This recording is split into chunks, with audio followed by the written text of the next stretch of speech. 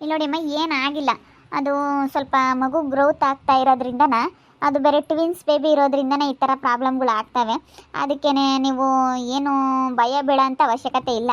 ಸ್ವಲ್ಪ ರೆಸ್ಟ್ ಮಾಡಿ, ಚೆನ್ನಾಗೆ ಫ್ರೂಟ್ಗಳು ತಿನ್ನಿ, ಮತ್ತು ಡ್ರೈ ಫ್ರೂಟ್ಸ್ ತಿನ್ನಿ, ಒಳ್ಳೊಳ್ಳೆಯದು ತಿನ್ಕೊಂಡು ಸ್ವಲ್ಪ ನೀವು ರೆಸ್ಟ್ ಮಾಡಿ.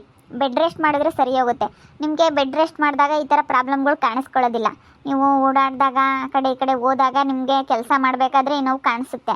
ನೀವು ಜಾಸ್ತಿ ಬೊಗ್ಗೋದು ಎದ್ದೊಳೋದು ಈ ಥರ ಮಾಡೋದಕ್ಕೆ ಹೋಗ್ಬೇಡಿ. ಯಾಕಂದರೆ ಟ್ವಿನ್ಸ್ ಬೇಬಿ ಇರೋದ್ರಿಂದನ, ಒಂದು ಬೇಬಿ ಇದ್ದಿದ್ರೆ ಹಿಂಗೆಲ್ಲ ಆಗ್ತಾ ಇರಲಿಲ್ಲ. ಸಿಂಗಲ್ ಇದ್ದಿದ್ರೆ, ಟ್ವಿನ್ಸ್ ಇರೋದ್ರಿಂದ ಈ ಥರ ಪ್ರಾಬ್ಲಮ್ಗಳು ಆಗ್ತವೆ. ನೀವು ಆದಷ್ಟು ಹುಷಾರಾಗಿರಿ, ಏನು ಮಾಡೋದಕ್ಕಾಗಲ್ಲ. ಇವಾಗ ಟ್ಯಾಬ್ಲೆಟ್ಸ್ಗಳೆಲ್ಲ ತಗೊಳ್ಳಿ, ನಿಮಗೆ ನೋವೆಲ್ಲ ಕಡಿಮೆ ಆಗುತ್ತೆ. ಟ್ಯಾಬ್ಲೆಟ್ಸ್ಗಳೆಲ್ಲ ತಗೊಂಡ್ರೆ ಆದಷ್ಟು ಬೇಗ ನಿಮಗೆ ಇದಾಗುತ್ತೆ. ಅಲ್ಲ, ತಗೊಳ್ತೀವಿ ಡಾಕ್ಟ್ರೆ. ಓದ್ಸತಿ ಬಂದಾಗೂ ಟ್ಯಾಬ್ಲೆಟ್ಗಳು ಕೊಟ್ಟಿದ್ರಿ, ತೊಗೊಂಡಿದ್ವಿ. ಆದರೂ ಅದು ಸ್ವಲ್ಪ ದಿನ ಕಡಿಮೆ ಆಗುತ್ತೆ, ಮತ್ತೆ ಜಾಸ್ತಿ ಆಗುತ್ತೆ. ತುಂಬ ನನಗೆ ಬೆನ್ನೋವು ಬೇರೆ ಬರುತ್ತೆ. ಈ ಥರ ತುಂಬ ನನಗೆ ರಿಸ್ಕ್ ಆಗ್ತೈತೆ ಮೇಡಮ್. ನನಗೆ ಯಾಕೋ ಒಂಥರ ಏನು ಮಾಡಬೇಕಪ್ಪ ಅಂತ ಅನ್ನಿಸ್ತೈತೆ. ಸುಮ್ಮನೆ ಯಾವಾಗಲೂ ಮಲಗಿದ ಜಾಗದಲ್ಲೇ ಮಲ್ಕೊಂಡಿರ್ಬೇಕು ಅಂದರೆ ಹೆಂಗಾಗುತ್ತೆ ಡಾಕ್ಟರ್? ಸ್ವಲ್ಪ ಏನಾದರೂ ಕೆಲಸ ಮಾಡಬೇಕಾಗುತ್ತೆ. ಇಲ್ಲ ನೋಡ್ರಿ, ನೀವು ಸಿಂಗಲ್ ಇದ್ದಿದ್ರೆ ಮಾಡ್ಬೋದಿತ್ತು. ಆದರೆ ನಿಮಗೆ ಇವಾಗ ಸ್ವಲ್ಪ ಬ್ಲಡ್ ಬೇರೆ ಕಡಿಮೆ ಐತೆ. ನೀವೊಂದು ಸ್ವಲ್ಪ ಈಗ ಬೇಕಾದರೆ ಒಂದು ಟ್ಯೂಬೂ ಹಾಕಿಸ್ಕೋಬೇಕು. ಒಂದು ಇಂಜೆಕ್ಷನ್ ಬೇಕಾದರೆ ಬರೀತೀನಿ, ಹಾಕಿಸ್ಕೊಳ್ಳಿ. ಹೋಗ್ತಾ ಹೋಗ್ತಾ 2 ಬೇಬೀಸು ನಿಮ್ಗೆ ಇರೋದ್ರಿಂದನ, ಟ್ವೀನ್ಸ್ ಇರೋದ್ರಿಂದನ ಈ ಥರ ಪ್ರಾಬ್ಲಮ್ಗಳು ಬರುತ್ತೆ. ಏನು ಮಾಡೋದಕ್ಕಾಗೋದಿಲ್ಲ. ಹಂಗೂ ನಿಮ್ಗೇನಾದ್ರೂ ಇವಾಗ ನಿಮಗೆ ಇನ್ನೊಂದು ವಾರ ಕಳೆದುಬಿಟ್ರೆ 7th ಮಂತ್ ಕಂಪ್ಲೀಟಾಗಿ 8th ಮಂತ್ ಆಗುತ್ತೆ. ನಿಮಗೆ ಇನ್ನೊಂದು ವಾರ ಬೇಕು ನೋಡಿ. 9th ಮಂತಿಗೆ ಬಿದ್ದಿದ್ದ ತಕ್ಷಣ ಮಗು ವೆಯ್ಟ್ ಎಲ್ಲನ ಚೆನ್ನಾಗೈತೆ.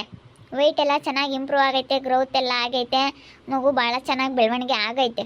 ಅದಕ್ಕೇ ನಾನು ಬೇಕಾದರೆ 9 ತಿಂಗಳಿಗೆ ಬಿದ್ದಿದ್ದ ತಕ್ಷಣವೇ ನಾನು ನಿಮಗೆ ಸಿಸರಿನ್ ಮಾಡಿ ಪಾಪು ತೆಗೆದುಬಿಡ್ತೀನಿ. ಯಾಕಂದರೆ ಟ್ವಿನ್ಸ್ ಬೇಬಿ ಅಲ್ಲ, ಅದಕ್ಕೇ ಅವರು ತುಂಬ ಕಷ್ಟ ಆಗ್ತಾಯಿತ್ತೆ ನಿಮಗೆ. ಏನು ಮಾಡೋದಕ್ಕಾಗಲ್ಲ. ಸ್ವಲ್ಪ ನೀವು ಬೆಡ್ ರೆಸ್ಟ್ ಮಾಡಿ. ಬೆಡ್ ರೆಸ್ಟ್ ಮಾಡಿದ್ರೆ ಎಲ್ಲ ಸರಿ ಹೋಗುತ್ತೆ. ಅಲ್ಲ ಡಾಕ್ಟ್ರ್, ನನ್ನ ಕೈಲಂತೂ ತಡಕ್ಕಂಬೋದಕ್ಕೆ ಆಗ್ತಿಲ್ಲ ಡಾಕ್ಟ್ರಿ. ಸಖತ್ತು ಬೆನ್ನೋವು ಬರುತ್ತೆ. ಹೌದು, ಬೆನ್ನೋವು ಬರುತ್ತೆ. ಇವಾಗ ಟ್ಯಾಬ್ಲೆಟ್ ಕೊಟ್ಟಿದ್ದೀನಿ ನಾನೆಲ್ಲ ನಿಮಗೆ. ಬೆನ್ನೋವಿಂದು, ಕಾಲು ಊತ ಬರುತ್ತಲ್ಲ ಅದಕ್ಕೆ. ಬಿ ಪಿ ಎಲ್ಲ ನಾರ್ಮಲ್ ಇದೆ. ಬಿ ಪಿ ಏನೇ ಹೆಚ್ಚು ಕಡಿಮೆ ಇಲ್ಲ. ನಾನು ಟ್ಯಾಬ್ಲೆಟ್ ಎಲ್ಲ ಕೊಟ್ಟಿದ್ದೀನಿ, ಅದೆಲ್ಲ ಕಡಿಮೆ ಆಗುತ್ತೆ. ನೀವೇನು ಭಯ ಪಡುವಂಥ ಅವಶ್ಯಕತೆ ಇಲ್ಲ. ಆರಾಮಾಗಿರ್ರಿ, ಏನು ಪ್ರಾಬ್ಲಮ್ ಇಲ್ಲ. ಒಬ್ಬೊಬ್ಬರು ಒಂದೊಂದು ಪ್ರೆಗ್ನೆನ್ಸಿ ಟೈಮಲ್ಲಿ ಈ ಥರ ಸಿಮ್ಟಮ್ಸ್ ಕಾಣಿಸ್ಕೊಳ್ತವೆ. ಸಿಮ್ಟಮ್ಸ್ ಎಲ್ಲ ಈಗ ಪ್ರೆಗ್ನೆಂಟ್ ಲೇಡಿ ಅಂತಂದರೆ ಸಿಮ್ಟಮ್ಸ್ಗಳು ಸರ್ವೇ ಸಾಮಾನ್ಯ. ಒಬ್ಬೊಬ್ರಿಗೆ ಒಂದೊಂದು ಥರ ಸಿಮ್ಟಮ್ಸ್ ಇರುತ್ತೆ. ಇವಾಗ ಕಾಲು ಊತ ಬರೋದು ಅದು ಒಂದು ಸಿಮ್ಟಮ್ಸೇ. ಪ್ರೆಗ್ನೆನ್ಸಿಯಲ್ಲಿ ಒಂದು ಸಿಮ್ಟಮ್ಸ್ ಅದು. ಏನು ಅದನ್ನು ಭಯ ಪಡೋಂಥ ಅವಶ್ಯಕತೆ ಇಲ್ಲ. ನನಗೆ ಕಾಲು ಊದ್ಕೊಳ್ತವೆ ಡಾಕ್ಟರ್, ನನಗೆ ಈ ಥರ ಆಗ್ಬಿಟ್ಟೈತೆ ಅಂತ ಹೇಳಿ ಅದು ಭಯ ಪಡೋಂಥ ಅವಶ್ಯಕತೆ ಇಲ್ಲ. ಸರಿನಾ? ಆ ಟ್ಯಾಬ್ಲೆಟ್ಗಳೆಲ್ಲ ತಗೊಳ್ಳಿ. ಯಾಕಂದರೆ ನಿಮಗೆ ಅದು ಬೇಬಿ ಗ್ರೋತ್ ಆಗ್ತಾ ಇರೋದ್ರಿಂದನ ಬೆನ್ನೋವು, ಕಾಲು ನೋವು, ಎಮ್ಡಿ ನೋವು ಈ ಥರ ಎಲ್ಲ ಬರೋದು ನಿಮಗೆ ಸರ್ವೇ ಸಾಮಾನ್ಯ. ಏನಾಗೋದಿಲ್ಲ, ಭಯ ಪಡಬೇಡಿ. ಮಗು ಬೆಳವಣಿಗೆ ಎಲ್ಲ ಚೆನ್ನಾಗೈತೆ ಡಾಕ್ಟ್ರೆ? ಹಾಂ, ಎಲ್ಲ ಚೆನ್ನಾಗೈತೆ. ಮಕ್ಕಳು ಬೆಳವಣಿಗೆ ಎಲ್ಲ ಭಾಳ ಚೆನ್ನಾಗಿ ಆಗೈತೆ. ಈ ಟ್ವಿನ್ಸ್ ಬೇಬಿ ಇದ್ರೂ ಚೆನ್ನಾಗಿ ಇಬ್ಬರು ಮಕ್ಕಳು ಚೆನ್ನಾಗಿ ವೆಯ್ಟು ಚೆನ್ನಾಗೇ ಐತೆ, ಚೆನ್ನಾಗಿ ಗ್ರೋತ್ ಆಗೈತೆ ಬೇಬಿ. ಏನೇ ಭಯ ಪಡೋಂಥದ್ದೇನಿಲ್ಲ. ಆರಾಮಾಗಿರ್ರಿ, ರೆಸ್ಟ್ ಮಾಡಿ ಆದಷ್ಟು ಬೇಗ ಟೈಮ್ ಟು ಟೈಮು ಊಟ ಮಾಡಿ. ನೀವು ದಿವಸಕ್ಕೆ ಇವಾಗ 4-5 ಬಾರಿ ಊಟ ಮಾಡಬೇಕು. ಬೆಳಗ್ಗೆ 1 ಲೋಟ ಹಾಲು ಕುಡೀರಿ ಎದ್ದ ತಕ್ಷಣ. ಆಮೇಲೆ ನೀವು ಸ್ವಲ್ಪ ಏನಾದ್ರೂ ತಿಂಡಿ ಮಾಡ್ತೀರಾ, ಟೈಮಿಗೆ ಸರಿಯಾಗಿ ತಿಂಡಿ ಮಾಡಿ. ಆಮೇಲೆ ಮತ್ತೆ 12 ಗಂಟೆಗೆ ಒಂದು ಸತಿ ನೀವು ತಿಂಡಿ ಮಾಡಿ, ಮತ್ತು ಏನಾದರೂ ಊಟ ಮಾಡಿ, ಏನಾದ್ರೂ ಫ್ರೂಟ್ಸ್ಗಳು ತಿನ್ನಿ. ಇಂಥದ್ದೆಲ್ಲ ತಿಂದು ಬೆಡ್ ರೆಸ್ಟ್ ಮಾಡಿ. ಏನೂ ಆಗೋದಿಲ್ಲ. ಡ್ರೈ ಫ್ರೂಟ್ಸ್ ತಿನ್ನಿ. ಡ್ರೈ ಫ್ರೂಟ್ಸು ಆದಷ್ಟು ನೀವು ದ್ರಾಕ್ಷಿ, ಗೋಡಂಬಿ, ಖರ್ಜೂರ, ಉತ್ತುತ್ತಿ ಈ ಥರ ಡ್ರೈ ಫ್ರೂಟ್ಸ್ ಎಲ್ಲನ ತಿನ್ನಿ. ಚೆನ್ನಾಗೆ ನಿಮಗೆ ಮಗು ಚೆನ್ನಾಗಿ ಗ್ರೋತ್ ಆಗುತ್ತೆ, ಮಕ್ಕಳ ಬೆಳವಣಿಗೆಗೆ ತುಂಬ ಸಹಾಯ ಆಗುತ್ತೆ. ನೀವು ಅದನ್ನೆಲ್ಲ ತಿಂದ್ಕೊಂಡು ಸ್ವಲ್ಪ ಬೆಡ್ ರೆಸ್ಟ್ ಮಾಡಿದ್ರೆ ಎಲ್ಲ ಕ್ಯೂರ್ ಆಗುತ್ತೆ. ಹೇಳ್ತಾಳಲ್ಲ ಡಾಕ್ಟ್ರೇ, ನಮ್ಗೆ ಹಂಗೆ ಬೈವಾದಂಗಾಗುತ್ತೆ.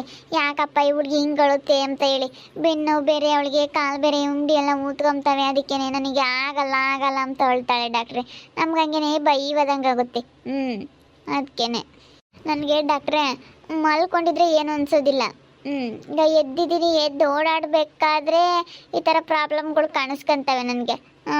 ಸುಮ್ಮನೆ ಮಲಗಿತ್ತಾಗ ಮಲ್ಕೊಂಡಿದ್ರೆ ಏನು ಅನ್ಸೋದಿಲ್ಲ.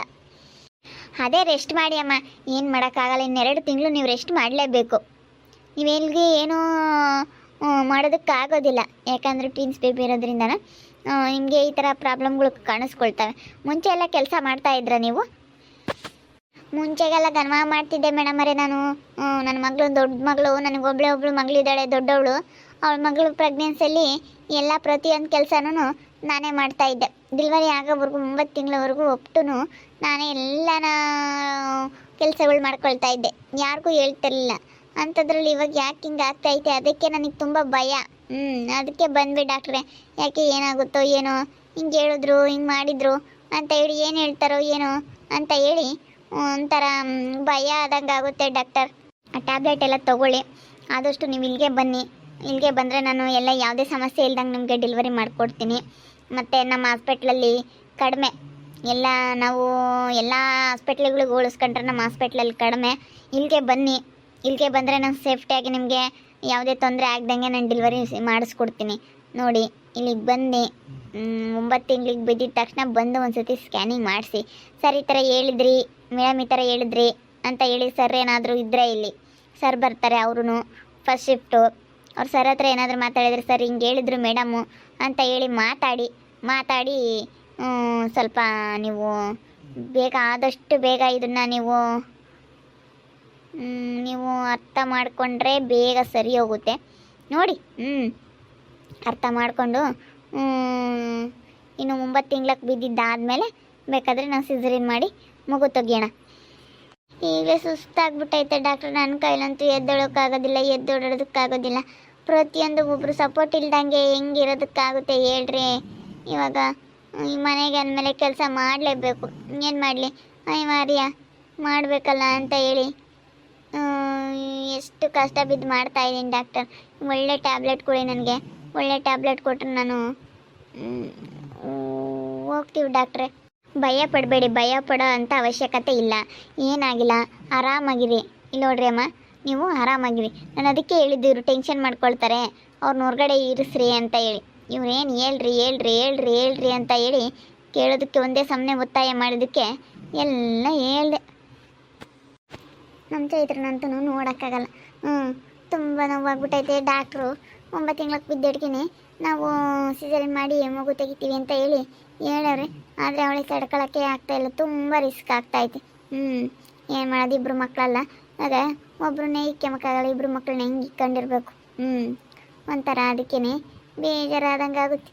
ಏನು ಮಾಡೋದು. ನೋಡ್ತಾ ಇರ್ರಿ, ನೆನನಾಗ್ಬೋದು ಅಂತ ಮುಂದಿನ ಭಾಗದಲ್ಲಿ ನೋಡ್ತಾ ಇರ್ರಿ. ಹಾಗೆ ವಿಡಿಯೋ ಬಗ್ಗೆ ನಿಮ್ಮ ಅಭಿಪ್ರಾಯನ ಕಮೆಂಟ್ ಮಾಡಿರಿ. ಹಾಗೆ ವಿಡಿಯೋ ಇಷ್ಟ ಆಗಿದ್ರೆ ಲೈಕ್ ಮಾಡಿ, ಶೇರ್ ಮಾಡಿ. ಇನ್ನೂ ನಮ್ಮ ಚಾನಲ್ ಯಾರೇ ಸಬ್ಸ್ಕ್ರೈಬ್ ಮಾಡ್ಕೊಂಡಿಲ್ಲ, ತಪ್ಪದೆ ಈ ಕೂಡಲೇ ಸಬ್ಸ್ಕ್ರೈಬ್ ಮಾಡ್ಕೊಳ್ಳಿ. ಓಕೆ ವೀಕ್ಷಕರೇ, ಧನ್ಯವಾದಗಳು.